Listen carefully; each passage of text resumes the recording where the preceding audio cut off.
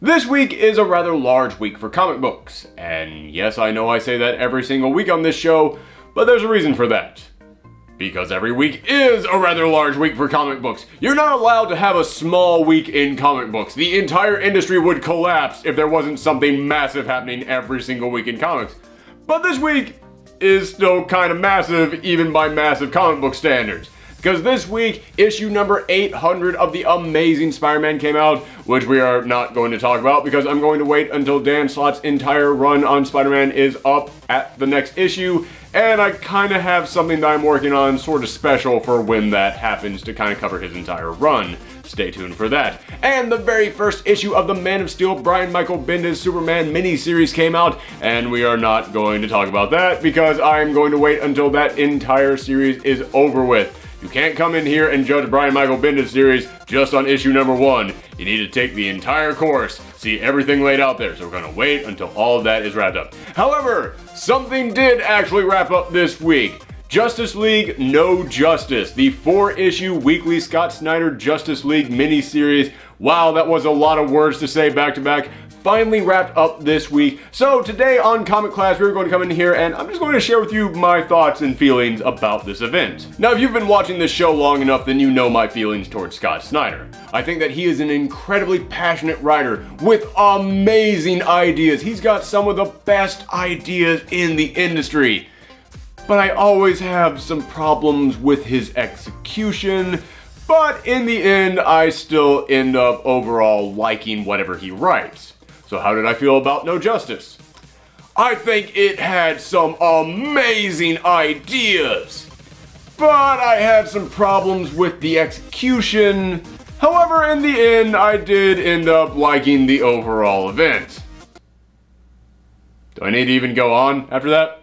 I do? Okay, let's get into the actual details of this. So at the end of Scott Snyder's massive event, Dark Knight's Metal, the Justice League used the 10th metal to raise the Earth out of the dark multiverse. Wow, I'm just realizing how many crazy words I'm going to have to say in a row on this episode. The Justice League used the 10th metal to raise the Earth out of the dark multiverse, and it caused them to actually burst through the source wall, the wall at the edge of the universe that separated our reality from all the other realities or something. The source wall has always kind of been redefined by whoever is writing about the source wall in that issue, but that's basically what it's always been meant to be. And I've always liked Scott Snyder, as I said, but one of my problems with him is that he'll typically just throw out there a really cool idea, but he won't really explain it. And at the end of Dark Knight's Metal, when they broke the source wall, I just looked at that and went, oh wow, that's a huge thing. The source wall is broken, that's never happened. What could that mean? And they don't actually explain in there what it could mean. I just kept looking at it, it's like, so is the Earth still in the same place? Was it the Earth that shot through there? Was it just the heroes who shot through there and then they came back to the Earth? Was the entire reality rewritten when they broke the source wall? What exactly happened? It never really got explained what the heck happened when they broke the source wall. But in here, they come in and say, when you broke the source wall, you awakened the Omega Titans. And the Omega Titans are basically the creatures that created all of reality, and they created it by going to every single planet and planting these 4 seeds. And they were the seeds of the 4 things. I don't really want to say emotions, I don't want to say elements, just basically the concepts that create all life in the universe. It was entropy, mystery, wonder, and wisdom. And basically what the Omega Titans do, there's one Titan for every single one of those concepts. Let's go with that. They were going to wait until these trees sprouted up and grew, and whichever one was basically the winner, the one that actually encompassed what that planet represented the most, that Titan would then come down and eat that planet. It's a weird combination between the Celestials from Marvel and Galactus, also from Marvel. So what happens in No Justice is that Brainiac has realized that the Omega Titans have come back to life because on his home planet of Colu, which is this planet that's dominated by wisdom, the wisdom tree sprouted up, and now the Omega Titans are coming there to feast. The Wisdom Titan is coming there to eat. So he has come to Earth, and he has gathered up members of the Justice League, the Teen Titans, and just various random villains that he could find. and he brought them back there and divided them up into 4 different teams. He made a team for wisdom, a team for mystery, a team for entropy, and a team for wonder. One for every single one of the different concepts. And what he says that they have to do is they have to go into Kolu and they have to siphon power away from the wisdom tree while at the same time reawakening the 3 dormant trees. The 3 trees that basically had kind of died out because all the energy on Kolu had gone towards the wisdom tree. It's actually a really cool idea. It is a great, huge, massive concept. Like I said, Scott Snyder comes up with amazing ideas, and this is something that Kirby would have thought of. This is some old school, great DC space stuff. I actually had someone recently on Twitter ask me if I could come in here and make a video explaining DC's space and basically how everything in their universe operates, you know, stuff like the Green Lantern Corps, the Hawkmen, basically all their weird different plans, but the bigger concepts as well. And after reading this, I was like, I don't even know if I could really do that, because DC's space stuff has always been so far out there, and whatever they want to think of just goes. Whatever they can come up with, that is a new part of their space mythology. And yeah, this is a great example of that. I looked at this and I was like, this is the kind of like old school trippy DC space stuff that really defined what their space comics were for a long period of time. Scott Snyder was perfectly able to capture that. This is an amazing idea for a series. And also coming up with this idea of, hey, we have to divide up these heroes based on every single one of these concepts. That's awesome, and it leads to some great mixing and matching of characters. But then we started kind of getting into some other problems, like little nitpicks that I have with this book, which is that sometimes I look at the characters on these teams and I just go, I have no idea how you are on this team. This makes 0 sense to me. Like, the best example I can come up with is that Lex Luthor, the world's smartest man, is on Team Entropy, but Harley Quinn, the wild card of the Suicide Squad, is on Team Wisdom. Entropy, for anybody who doesn't know, is chaos. It is the deterioration of all things in the universe. It's basically just the art of being unexplained, the art of chaos. And Lex Luthor's on that team, but Harley Quinn is on the Wisdom team? Listen, I know that Harley Quinn is incredibly smart. I know that she has genius level IQ. I'm not coming in here and disputing that. I'm just saying, if there's one thing that Harley Quinn is known for, it's not wisdom, it's kind of entropy. And Lex Luthor, yes, he is a destructive force, certainly. But he's also the world's smartest man, so that's kind of the main thing that he's known for. Just kind of seems like, I don't know, it's just small stuff like that. I kept looking at the way that he broke down some of these teams, and it felt less like there was an actual plan for this, and more like, oh, okay, you just thought these would be cool matchups. Like, Harley Quinn at one point has to try and convince Cyborg of how to suck energy out of the Wisdom Tree, and basically what she says is, hey man, don't plug A into B and download C, plug A into Unicorn and download Tornado. And I was like, okay, you're telling him to think outside the box, I understand that, but you're telling him to think outside the box with chaotic thoughts? Again, Team Entropy right over there. And same thing kind of goes for Team Mystery. Team Mystery, a really freaking cool idea. The tree is locked up in what they call the nursery. And the nursery is basically, you know, one of the things that Brainiac was known for is that he would bottle cities. He would take entire cities and shrink them down to about this big and just keep them in bottles, just so that way he can have a collection of different parts of every single race in the entire universe. They find this place called the nursery, and it is just a ton of planets. Like planets that have been lost in space, just shrunken down, really tiny, and they're keeping them in a collection around the dead Mystery Tree. And they realize, we have to restart Mystery. The best way to do that? Bring all these planets back to their original size. 1,000 different races, 1,000 different planets that have been suspended in animation for a millennium.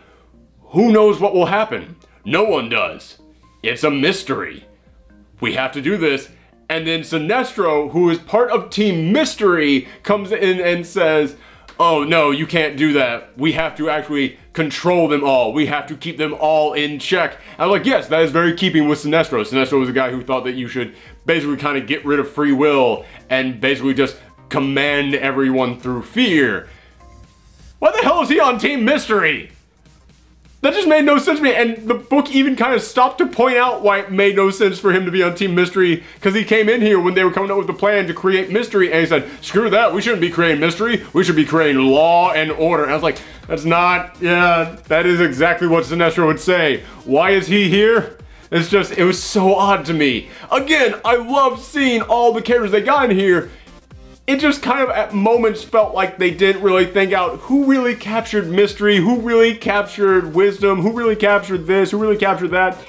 And it felt more like they were just like, hey, who are some cool characters we could use in here? And there's some rather large developments that happen in this story as well, rather than them just going to save the day. We actually do see some stuff happen in here that is going to change the shape of the DC Universe. And one of the big ones that happens in the very first issue is that Amanda Waller has decided, okay, they're doing something with Brainiac. Well, guess what, Brainiac? I want to know about your plan. So Amanda Waller reveals she has got an entire squad of the world's greatest telepaths, all basically hooked up as her backup reserve Suicide Squad, and she uses all of their telepathy to basically probe Brainiac's mind and download everything that he knows back to Earth, and it causes Brainiac to basically explode. It causes him to shut down, and that's at the end of the very first issue. That is an amazing cliffhanger, because Brainiac was like, alright, I've got this special plan of how we can save my home planet, because we have to save my home planet, because if that gets destroyed, your planet is next. And then he just explodes.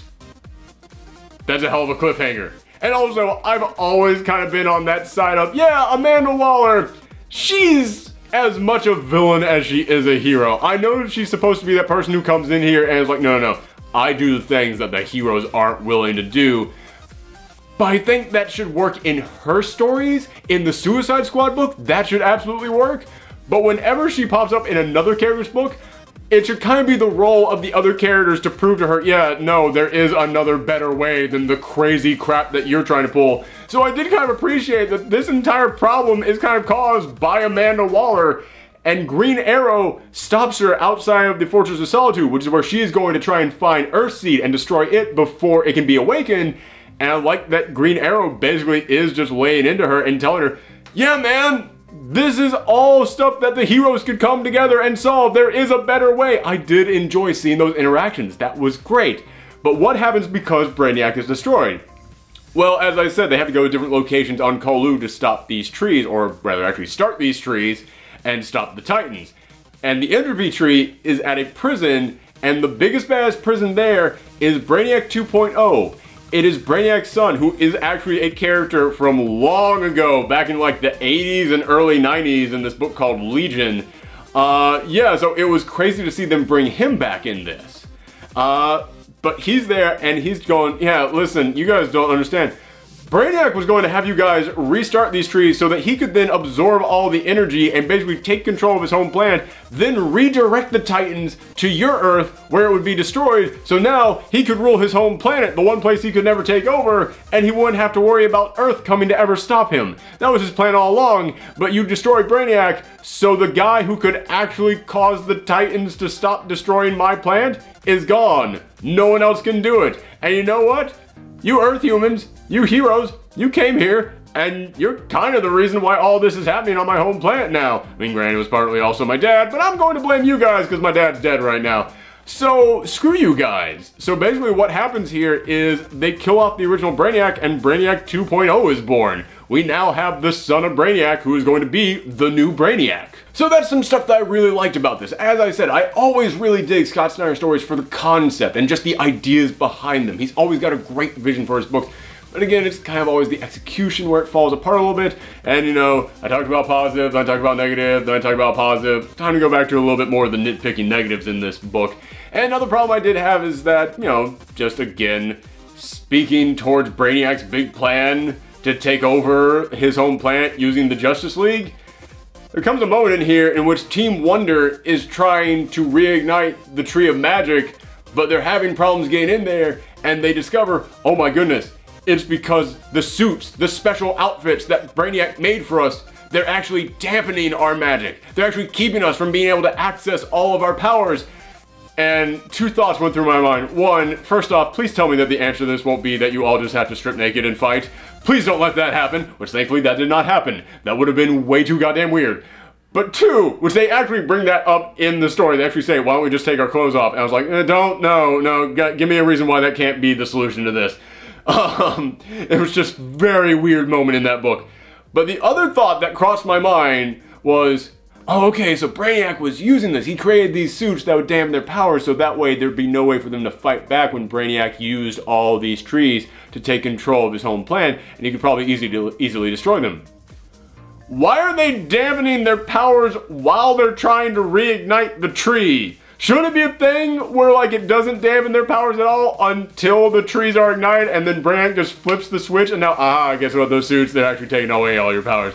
Yeah, like, why is it taking away their powers when they have to succeed in the thing that Brainiac needed them to succeed in? That just, it was a thing that was put in there to make the situation more tense, to make it more like, oh, are the heroes gonna be able to do it? This is why the heroes can't fight off and win so easily, because their powers are being taken away. That raises the tension, and does raise the tension. But why? Why is that a thing that's happening in this? Also, I've always said that Scott Snyder is the master of having things happen off screen, and there's really no explanation for it at all. But you know, it's a cool thing that happened, so we'll just keep it over there and just briefly mention what it was. That was one of my big problems with his Batman runs, that Batman is supposed to be the world's greatest detective, and instead he was kind of the world's greatest Deus Ex Machina machine. He was just the guy who had already thought of that years ago before this situation even came up. It's like, it's not really as entertaining as watching Batman have to figure the situation out here in the present. That was always kind of a problem of mine. And we do get a little bit of that in here as well. After Brainiac 2.0, which yes, I know he has a different name aside from that, but I can't remember off the top of my head. I apologize. Brainiac 2.0, after he comes back to Earth, and he's like, yeah, I'm going to speed up the growth of these trees. So that way, the Omega Titans will devour this planet even more quickly. He put some big Brainiac machines on these trees, which I don't quite know where he got those from. Probably he teleported them from the Brainiac ship. It can be explained. It can be explained. I'm not gonna nitpick that part. He puts these big machines on the trees to increase their growth, but then he makes this mention of how he sped up the supremacy of the dominant species on this planet in order to create more entropy, to feed the entropy tree. I just looked at that and went, when? When did that? I just saw you put a machine on a tree. Is that what that is causing? Hold on, gotta think this out. So you putting that machine on that tree is causing the dominant species to become more supreme, to cause more entropy. But what is that? Are you like evolving humans faster? Is that what's happening? Are you creating new life forms on the planet? Are the superpowered people becoming more superpowered? Are more superpowered people powered? That's what all that kind of sounds like to me, but I'm not seeing any of the stuff that you just mentioned that you did, and I don't even know what you really mentioned that you just did. That's kind of another problem of mine in this book. There are many times in this 4-issue series in which he mentions doing stuff, and I don't mean he is in Brainiac 2.0, I mean the writer of the book, in which he says like, this thing is happening. I'd be like, oh wow, what did that mean? So okay, I talked about a positive, then a negative, then a positive, then a negative. Now I'm going to talk about a positive and a negative, because this entire series, the big appeal of it was, oh my goodness, look at these crazy teams. How are they gonna work together? And sometimes we got to see that, and it was great. And then other times we didn't really get to see that at all. When you write a team series, you really need to show us why every single person is a member of every single team. And sometimes that worked out great. And other times it was just kind of ignored. Like, I don't feel like every single member of these teams really got that moment to shine. And in order to make me believe why every person is on every member of this team, yeah, I kind of needed to get moments like that. Don't get me wrong, as I said, this is both a positive and a negative because there are moments like that. There are moments in which you see this is why these people are on this team. A great example of that is when Team Entropy is attacking the prison. And Team Entropy is made up of Lobo, it's made up of Deathstroke, it's made up of Luthor and Batman, which again, Luthor and Batman, why are they not in Team Wisdom? World's smartest man, world's greatest detective. Feels like Team whatever, I'm gonna let that go. But also Beast Boy, and I love that Beast Boy is just running around like, why am I on this team? This makes no sense to me at all, which oddly enough, I actually bought him being on Team Entropy. I was like, yeah man, you're kind of reckless. You are kind of a screw up. Also, you transform into whatever animal you want to be. You can turn to some really weird crazy stuff at the drop of a hat, man. Yeah, that sounds like chaos to me. I totally bought Beast Boy being on this team, but they did stop to bring up why he was on the team. And then Lobo gives him this speech of, hey man, I know you see Deathstroke over there and you're angry. Embrace that anger, man. Turn it into something crazy. And he turned into some weird chimera monster. I was like, that's actually kind of a cool moment of seeing like Lobo and Beast Boy, and that's what should be the big appeal of this book. You've got Lobo and Beast Boy on team. I've never seen those two interact ever. What would it be like if those two interacted? Oh, I get to see what it's like if those two interact. That's actually really darn cool. And it actually works really well for this team. That's great. But then, like I said, Team Wisdom over there. Cyborg, you got Cyborg doing all kinds of great stuff. Flash never really does anything on Team Wisdom. He does something at the end in which he's running around bringing something from one team to the next, but that really has nothing to do with Team Wisdom. Robin is on Team Wisdom. He doesn't really do squat on Team Wisdom except for just go the entire time, which that's how he is on lots of teams. Harley is on there, and Harley gives the speech to Cyborg that gives him the idea of how to save the day, but again, it was kind of like a chaotic theme. It was kind of like a chaotic speech that she gave him. And I was like, okay, well, I'm still not really buying why she's on Team Wisdom. But even still, even looking beyond like buying why they're on the team, Team Wisdom, again, really does nothing except for Cyborg. Cyborg is really the only one who does it on the team. Everybody else, you see them punching things. But I mean, it's Team Wisdom. We don't really see why each of them are on that team. But say, go over to Team Mystery. Team Mystery has got some great examples of the characters actually staying up and actually getting spotlight. Like, there's some great interactions between Starro and Martian Manhunter. Again, in a book where you have Starro and Martian Manhunter on a team together, you want to sit there and go, how the heck would those two interact? Oh, look at them interacting. That's pretty darn cool. They're able to pull that off. Also, I really dug that the Team Mystery, you could have gone with like a magical theme there because DC always had the old House of Mystery book, but they also had a series called Mystery in Space. So I dig that every single character on this team was an alien, and it felt like it was supposed to be a reference to Mystery in Space. I was like, all right, you know what? That's actually really smart there. That's a good job. I enjoyed that. But yeah, Starro has some great interactions with the other characters on his team, and it all leads up to a huge moment in which the Atom used his powers to enlarge Starro so that he could actually jump on one of the Omega Titans and try and take him over. It's like, that is some cool combo work. That's what you need on a team book like this. Seeing the characters using their powers to work with each other. But again, I just mentioned the Atom there using his powers with Starro. I completely forgot 5 seconds ago when I was talking about Team Wisdom that Atom was even on Team Wisdom. Yeah, so there's moments where they kind of drop the ball, and it's like, okay, I don't really get anything from this team, but then there are other moments where the teams work together great. But this leads into how this storyline ends, and if you want to avoid spoilers, tune out now. Normally, I would not want to come in here and discuss spoilers, but this does lead into another kind of problem that I had with this book. I do kind of have to talk about how it ends, so if you want to avoid spoilers, tune out now. But how this whole thing ends is that a fruit is born from one of the trees, and they take that fruit, open it up, find the seed inside, and then they are able to inject into this seed entropy, mystery, wisdom, and wonder, all the 4 concepts. And then Green Arrow, who has been throughout this entire storyline, teams up with Green Lantern. They basically form the construct of a giant bow and arrow and fire it into the Entropy Titan. And then the other 3 Titans, because they are driven to feast on the fruit of their trees, devour the Entropy Titan, and that fills them up for the next millennium. So they are able to just go back to rest. They are not going to destroy any more planets, but now the embodiment of entropy is kind of gone, and the Justice League goes, hey, we saved the day, but we also kind of broke the laws of reality. Those 4 concepts have kind of decided all of existence since the dawn of time, and we just broke it. So the rules of this universe are completely changed forever. And then you see all the different heroes that you have seen throughout this storyline all starting to pair up into groups and going, we need to plan for future stuff. Those plans that just got born out there, there's some crazy stuff that's gonna happen with that. We need to go and explore that. Cyborg and Starfire, they're gonna form their team to go out there and do that. And then Wonder Woman was like, yeah, some weird stuff happened when I was touching the Tree of Wonder. Zatanna, do you think that you could help me delve into the dark? A Justice League dark, if you will. And then Batman gets Black Lightning in there and goes, I need someone who can work on the outside. And then the Outsiders are born. Yeah, okay. This is all really cool, in all honesty. I did actually really like this ending. You guys know me, one of the things I complain about with Scott Snyder is that he loves to do Deus Ex Machinas. This isn't a Deus Ex Machina. He set up the trees, he set up the fruit, everything is there.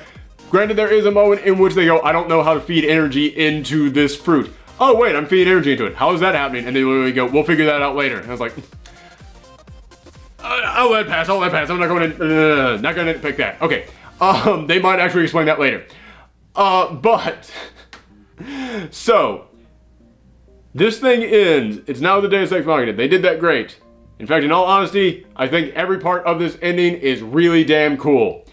Except that like 2 months ago, we got the end to Dark Knight Metal. And that ending is, we just broke how this reality works. We rewrote everything. The source wall opened up. Who even knows what that's going to mean? Who knows what the future holds because we rewrote everything? And I was like, that's literally just, you can't come in here 2 months after you just rewrote everything and you don't know what the future holds and say you just rewrote everything again and you don't know what the future holds. Oh my god, I was reading this like, oh my goodness, the status quo that's existed for 2 months now is non-existent anymore. It's just, it held like no weight to me. I was like, so you broke it further? Also, I still don't know what happened because the source wall got open. Like, you see the Green Lantern Corps trying to plug up the hole in the source wall and they're saying the multiverse is dying because it's spilling into our reality. And I went, again, that sounds cool, but I have no idea what the fudge it means. And this was supposed to be the follow-up to that, and you didn't resolve any of it. Instead, you broke stuff further. I don't know what comes next now. And I don't mean I don't know what comes next now as in, oh wow, it's intriguing to see where this goes. It's more as in, wait, so what does this mean? Because we were already living in a state of uncertainty. You can't make uncertainty even more uncertain. You have to deal with that thing first. You can't get tired of your old toy when you haven't even played with it yet, is what I'm trying to say here. Also, Dark Knight Metal, it also ended with going, here's the cliffhangers that lead into all the other spin-off titles from this book. And now 2 months later, you have another event in which you go, here's the cliffhanger ending that leads into the spin-offs from all these other books. Like, dude, we literally just did this 2 months ago. It's like, wow, man, I point at Marvel all the time for being bad about doing stuff like this. I've never seen them do this within 2 months of each other. And if they do, it's like, hey, the Avengers did it 2 months ago. Now the X-Men are doing it now. This is, the Justice League did it 2 months ago. The Justice League is doing it now. It's like, oh my goodness. This was way too close to that last time you did this to do it immediately again. Again, I really like the ending of this book if I hadn't just seen the exact same thing 2 months ago. Starfire, Cyborg, Jessica Cruz heading out to space, exploring these brand new planets that just popped up. That's great. I kind of hope that they come in there and explain how on Earth they can all exist with no sun to kind of bring them all together. That was a little bit weird. But anyway, that's a great idea for a book. Wonder Woman has to discover the mysteries of her own magical past and her connection to magic. So she's forming together a team of Zatanna and Swamp Thing and all these other magical beings. That is great. Can't wait to see that. The new Justice League book looks wonderful. A new Outsiders book with Black Lightning. Man, I can't wait for that.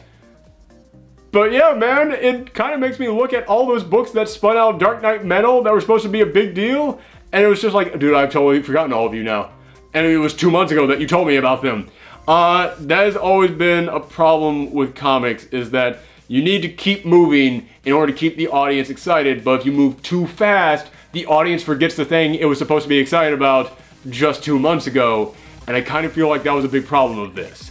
It's weird because if I was judging this solely by itself, like unconnected to Dark Knight Metal, because in all honesty, you can kind of read this and not have read Dark Knight Metal. In fact, yeah, you can totally do that.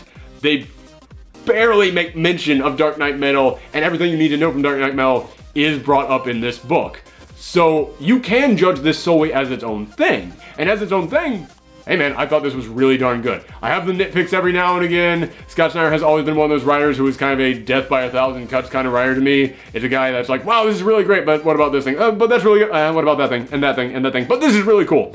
And that's kind of what this is.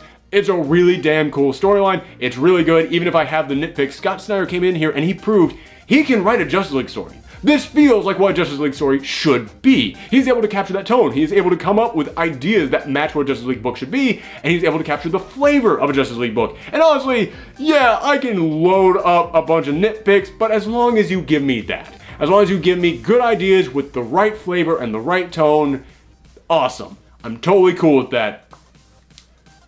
But I'm not judging this just by itself. I'm judging this as someone who just read something that was kind of exactly the same thing just 2 months ago by the exact same guy. And yeah, it bumps some of that enthusiasm down a little bit, but not for this book. It bumps my enthusiasm down for everything that was spinning out of Dark Knight's Metal. Like, I didn't really have any enthusiasm for that new age of heroes thing that they were launching. I've read several of those books and none of them have done anything for me. And now reading this and seeing all the stuff that's spinning out of this, I went, oh, I have dropped all the care that I had for those other books. I have no reason to check any of them out, and they're not even all out yet. But yeah, in the end, I did really enjoy how this ended. I did enjoy it overall, and I am really excited for the books that are spinning out of this. It just took whatever enthusiasm I still kind of had for any of the Dark Knight Metal spin-off books and just went, yeah, you don't need that. Just shove that over here to these books. That's fine. You don't just ignore that. No, those books exist now. Damage? Who's Damage? Who's that? Okay. Man, I feel so bad for those books.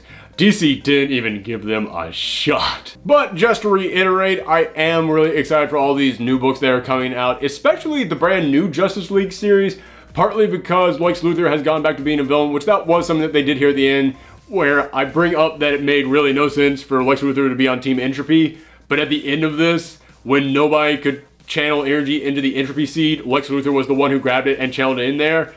And then I looked at that and I was like, okay, so that's kind of like him accepting entropy, accepting that's always been a part of him. So there is an explanation for it. I just still kind of hold on that maybe it would make more sense for him to be on Team Wisdom, but that's a whole other argument. But at the end of that, he becomes a villain, so we know, okay, that's why he is going to form his own, like, Entropy League. He's going to form the new League of Supervillains. But they also elected Martian Manhunter to be the leader of the Justice League, and I love that because ever since the New 52 came around, they have just kicked John Jones to the curb. They have just gone, oh yeah, you were there for every incarnation of the Justice League before this? Yeah, but you don't sell toys, so get the fudge out. Get out of here, man. No one remembers you at all. Even if you have always been there and always kind of been the heart of this team, you're gone. But for anybody who doesn't know, about a year ago, the Superman books did a storyline called Superman Reborn, where basically they ended up at the end of this merging the New 52 universe and the original DC universe. They ended up merging both their timelines together. So this whole, the heroes have only been around for 5 years thing, that's gone. That was stupid, it was dumb, it got rid of all their history. They decided to completely get rid of that. Now they have all existed for many, many, many years. They've all been around this time. They've developed long bonds with each other.